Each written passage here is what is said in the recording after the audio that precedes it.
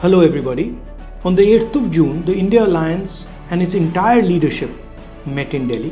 Here is the speech I gave them. I wanted you to hear it as well. Thank you. I would like to welcome all of you here today. Thank you for coming. Many years ago, I got into an argument with a very good friend of mine. I told him, "What you're doing is completely unfair." And his answer to me was, "The world is unfair. Get used to it."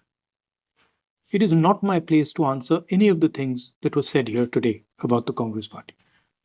It is my place to, like in the Shiva tradition, swallow everything. The idea of the blue-necked one, Shiva, who drinks all the poison. Whatever more you want to say, whatever criticism you have of me or of the Congress Party, we will accept it. And we will accept it happily and with a smile. We will try to make you happy because our role is fundamentally different from yours. I do not say this with arrogance. Our role, as many of you have stated, is to unite all of you together with love and affection. I have been an MP of the Congress Party since 2004, when I fought my first election. Our party is fundamentally differently organized than all other parties in India. And I say this with humility. Why? Because this party began as a resistance movement when modern India did not exist. Unlike all other parties, it was not built using the infrastructure and the protection of the Indian state. The Congress Party is a resistance movement protecting the idea that all Indians are equal. We are fundamentally opposed to the vision of the RSS. We will die in the Congress Party before we stand with or compromise with the BJP or the RSS. You will have to cut off our heads to make it happen. I know lakhs and lakhs of Congress workers in this country who will say, "Cut off our heads, we will not bow before the RSS." I'm sorry to say that there is confusion in this group. The confusion is that you, the SP, the TMC, the RJD believe that the political instruments you have used so far will still work. These only worked when the Indian state provided a fair field for them to operate in. That field does not exist anymore. The BJP controls the institutions of the state. The BJP controls the legal system. The BJP controls the bureaucracy. It controls the intelligence agencies. The BJP even controls the election commission. I have many friends in the TMC. They were convinced that they were sweeping the election in Bengal. I kept telling them, "You're in dreamland. I have seen what happens. I have seen it in Gujarat. I have seen it in Madhya Pradesh. I have seen it in Chhattisgarh. I have seen it in Haryana and in Maharashtra." And yet, many of you are still not convinced. The Congress Party is a party of resistance. It does not require the neutrality of the Indian state to operate and survive. In fact, the more the institutions of the Indian state are throttled, the more they are captured, the more aggressively the Congress Party will fight to defend the Constitution of India. All of us share the ideals of the Congress Party. What are those ideals? Satya, Ahimsa, and compassion, Karuna. What is the main issue over here? I have no interest in fighting you. I would have to be a madman to suddenly get up and say, "I'm going to fight you." Because you are our allies. You are our friends. You are the people we love. Please understand, we won the last election in 2024. We did not lose the 2024 election. You asked why Nitish ji left. It was not because of me. It was not because of the Congress Party. And I will tell you that in the near future, even those few instruments that used to work will stop working because the BJP and the RSS are tightening their grip on the Indian state. The Congress Party faced this very same decision more than 100 years ago. We were a political organization before 1927. The day Gandhiji said, "We want independence," we became a resistance movement. If political parties can't function, then what can? Resistance functions. Resistance works.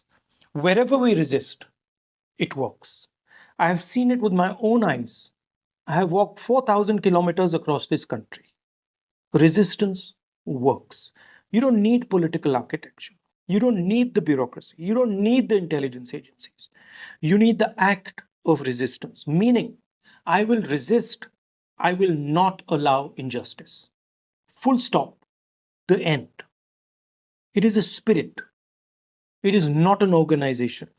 It is a way of thinking. And whether we like it or not, that is where we will have to go. The mindset has to change.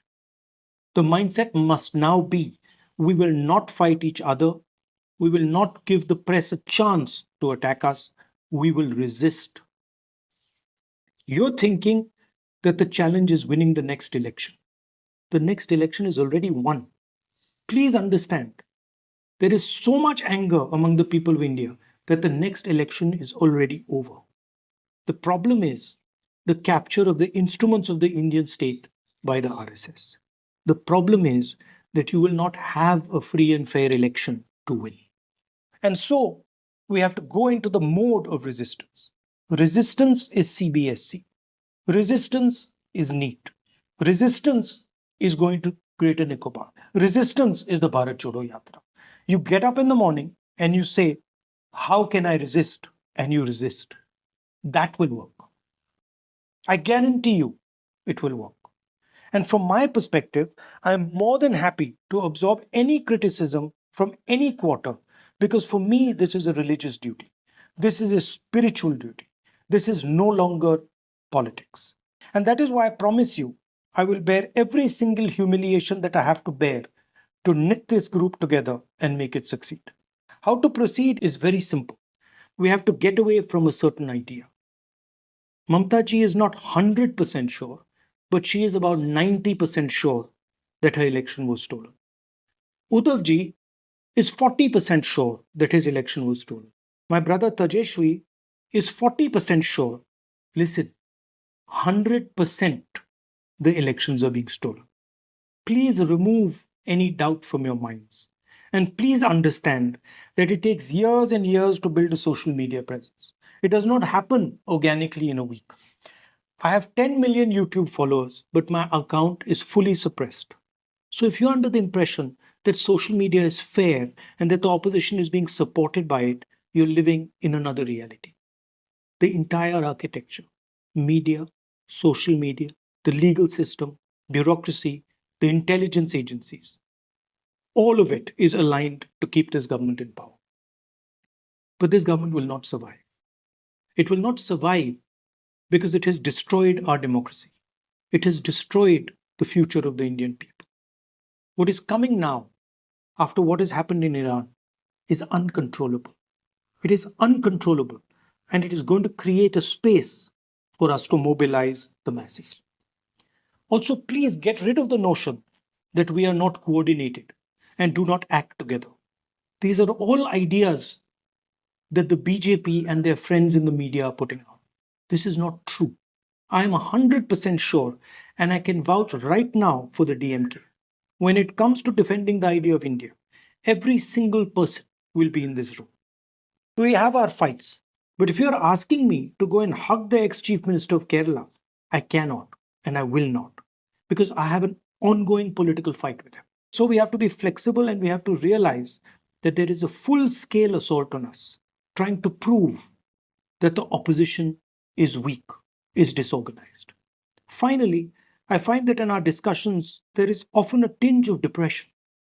People think, oh my God, how will we ever beat the BJP? Let me tell you, it is easy to beat them if we stand together and resist. In the last election, nobody in this room except me believed that we could beat the BJP. Now everybody in this room must start believing that we will defeat them. You start with that belief, and I guarantee you, state after state, election after election, whether they cheat or don't cheat, they will fall. Thank you very much.